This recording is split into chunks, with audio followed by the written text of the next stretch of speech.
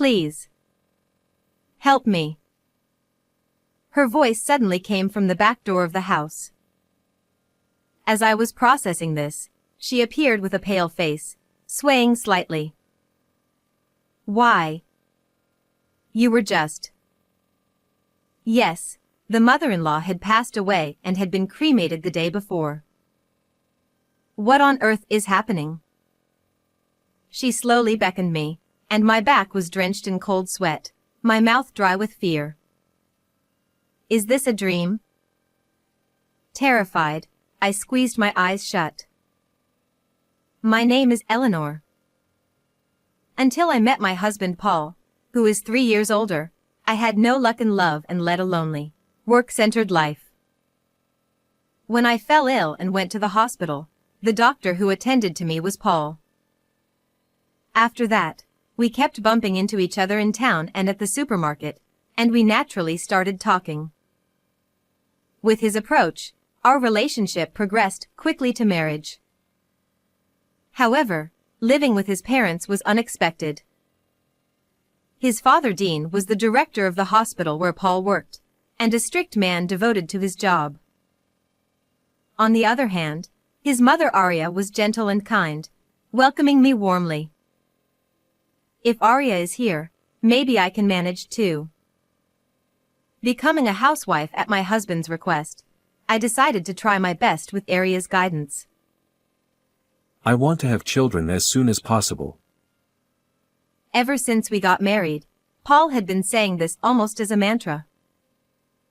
Thinking he would make a doting father, I also made efforts to prepare my body for pregnancy.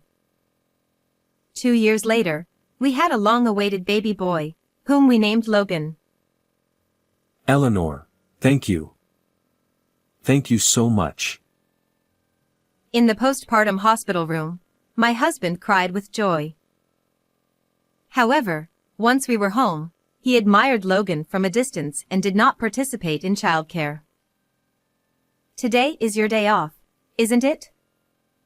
Could you feed Logan while I hang the laundry? That's your job, isn't it? If I do the childcare too, what's the point of you being here? Laughing, Paul returned his gaze to the TV. At first, I thought he was joking, but it turned out he wasn't. It started when Logan began crying at night. I can't sleep because of the noise. Make him stop crying quickly. He yelled at me while snapping at the crying Logan. Startled by his voice, Logan cried even more intensely, so I took him to the living room to soothe him. But he wouldn't stop crying, and as I was at a loss, Paul drove us to the entrance. Don't come back until he quiets down. If I become sleep-deprived, many patients will be inconvenienced. You're his mother, so get a grip. Feeling like he was talking about someone else, I could only sigh. This is too much. While soothing Logan, I rubbed my sleepy eyes at the nearby park, and Arya came to check on us in her nightgown. Are you okay? I'll take over, so take a little rest. I'm sorry. Thank you. For me, who was rebuffed by Paul, Arya was the only one who understood. Thanks to her help during the tough nights, I managed to get through it. But the difficulties continued. When Logan started eating solid food, Dean began to strictly manage our household finances. You've been spending too much lately. Aren't you living too freely on someone else's money? Indeed, expenses had increased for Logan's clothes, diapers, and food. Plus, since Dean and Paul disliked frugal meals, I had to prepare a variety of dishes, which cost money. But we weren't living extravagantly. Rather, the household was strained by Dean and Paul often drinking out late, claiming it was for work. Still, they refused to change their behavior and started cutting back on the money they gave us. Since you're only doing housework, we don't need to give you extra money. Exactly. Even if your clothes are worn out, you can still wear them. You don't deserve any luxuries like we do. Paul laughed and agreed with his father's harsh words. For them, drinking out was more important than supporting the family. But we're already making do with very little money. If you cut it any more, I'll have to reduce Logan's meals. Then stop eating yourself. Are you prioritizing your own appetite over your child's? I had no words for Dean's cold response. As I was speechless, Arya gently placed her hand on my shoulder and stepped forward. That's too harsh. Eleanor is always working hard for the family. That's natural since she stays at home. Isn't it presumptuous to think she can be equal to us without earning? Dean's words were accompanied by Paul's nod and smirk. The kind, gentle face Paul once had was gone. Proud of being doctors, they looked down on housewives like me. Then I'll work. Eleanor is still busy with childcare, but I can work. Dean looked startled by Arya's sudden declaration. Times have changed. It's time to stop thinking of women as servants. We have value too. You're quite bold. If you're so determined, I'll find you a good job. Dean exchanged a smile with Paul and left the room. After they left, I immediately ran to Arya. I'm sorry. I was too cowardly. It's fine. I've reached my limit too. I don't want to see you and Logan suffer anymore. Arya was truly impressive, and I swore to myself to become as strong as she was. Early the next morning, Paul woke me up and took me to Arya's room. What happened? Something happened to Mom. Arya. Arya won't wake up. Trying to understand the situation, I went to her side, but Paul stopped me forcefully. Dad and I will try to revive her, so don't get in the way. Go take care of Logan. Though his words were harsh, it was best to leave it to the doctors. Worried, I waited outside the room with Logan. After a while, Dean came out and said, we couldn't save her. Arya had passed away. Why did this happen so suddenly? There was a bag of medicine by her bedside that she doesn't usually take. It doesn't mix well with her usual medication. I always told her to be careful. Dean's words left me speechless. From then on, everything happened in a blur. Dean arranged the cremation without a funeral. Even when I protested, Paul intervened to stop me. Stop being selfish. Mom was old. Accidents like this aren't rare. Even so, not properly sending off your own mother. Is that really okay with you? You misunderstand. You're also responsible for what happened to Mom. Shocked by his harsh words, I couldn't believe my ears. Why would you say that? You pushed housework and childcare onto her. That must have added to her stress. I was so shocked by Paul's words that I couldn't do anything. Seeing this, Paul, unusually, took out the trash.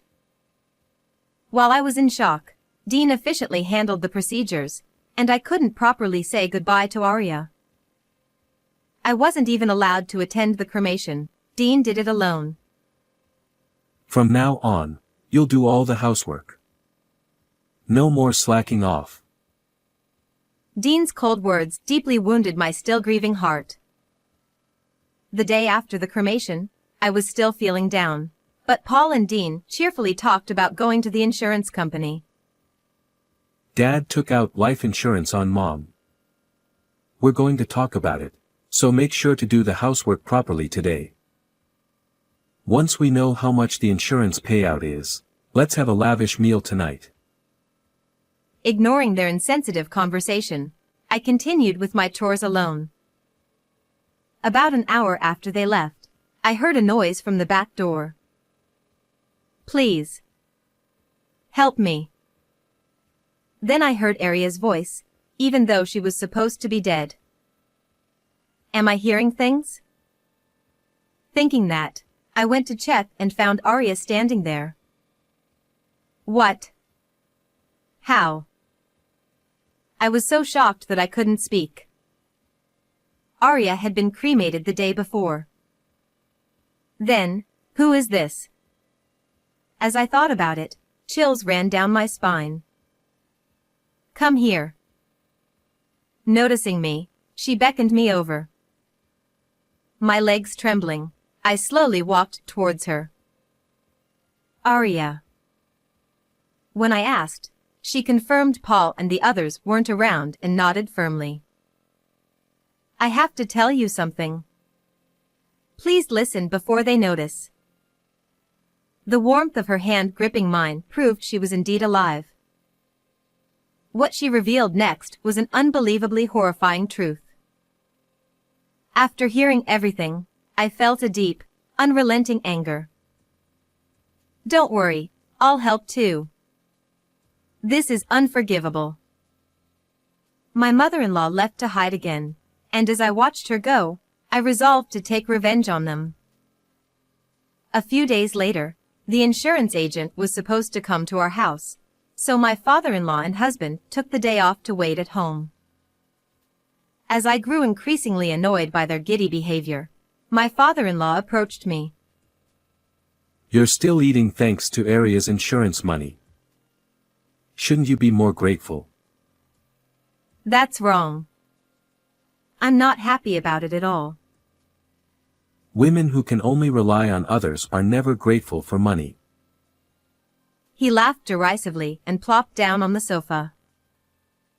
Next to him, Paul smirked. Then the intercom rang. Oh, they're here. As they went to the door, they froze when they saw who was standing there. What?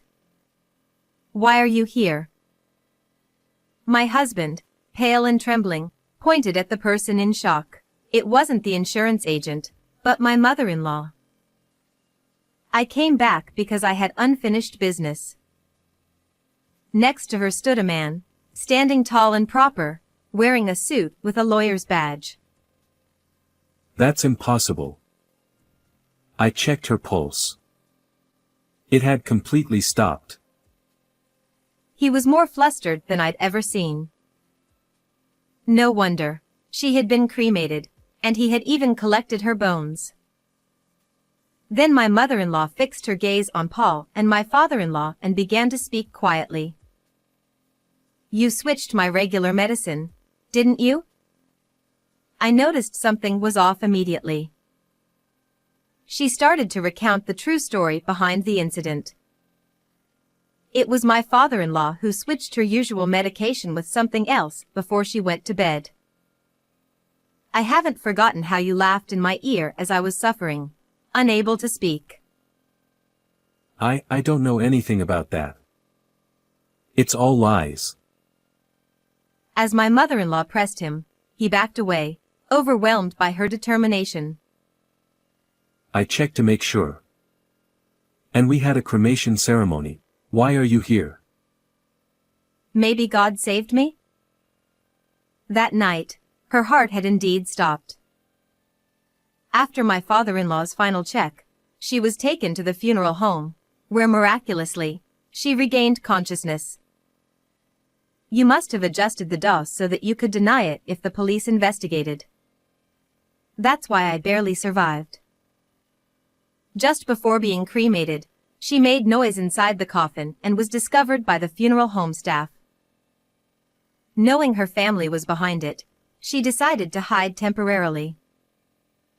The funeral director, being an old acquaintance, helped me with the plan. We even staged the ceremony. Thanks to the funeral home's cooperation, they successfully deceived my father-in-law. She then presented some documents to the two of them. While hiding, I did some investigating. A $100,000 life insurance policy was taken out just a few months ago, and I knew nothing about it. It was my father-in-law's policy, with him as the beneficiary. Faced with this evidence, my father-in-law was speechless and clicked his tongue in frustration. You didn't die as you were supposed to, making me look like a fraud. You've disgraced me. Instead of expressing remorse, he only blamed her. Unable to bear it, I stepped forward. That's not all. This is a crime. You tried to kill my mother-in-law. I won't forgive you. Then, my husband, who had been trembling, suddenly moved behind me and glared at his father. I didn't want to do it. But Dad made me. I'm a victim too. What? You were the one who planned the insurance scam. As my father-in-law advanced on Paul, I retreated to my mother-in-law's side.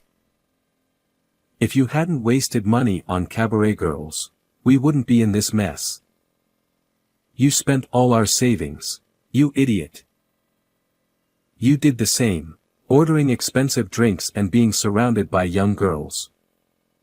You enjoyed it too. It was the most pathetic family quarrel I'd ever seen. As we stood there in disbelief, my father-in-law suddenly smirked as if he had an idea. Right. Arya said I switched her medication, but there's no proof. The evidence would be long gone by now, so you can't prove it, right? Yeah, I threw the medicine packet out that morning, so it's gone. Dad, you're so smart. Thinking they had found a way out, they didn't realize I had been waiting for this moment. We signaled the lawyer, who pulled out a plastic bag containing the medicine packet.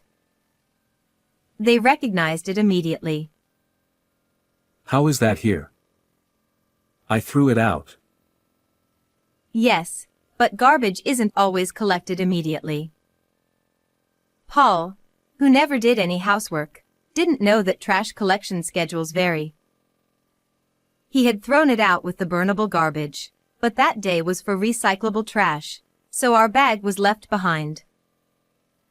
After hearing my mother-in-law's story the day after the cremation, I retrieved the packet and handed it to the lawyer. Fingerprints from both of you were found on it, clear evidence of the switch. Hearing this, my father-in-law collapsed like a puppet with its strings cut. But Paul, eyes full of tears, clung to my feet. Listen. Dad's target was you, not Mom. Oh. And? You're younger and do housework, right? I protected you because of the kids and all. Maybe he said this hoping for forgiveness. But I confronted him, veins bulging in anger.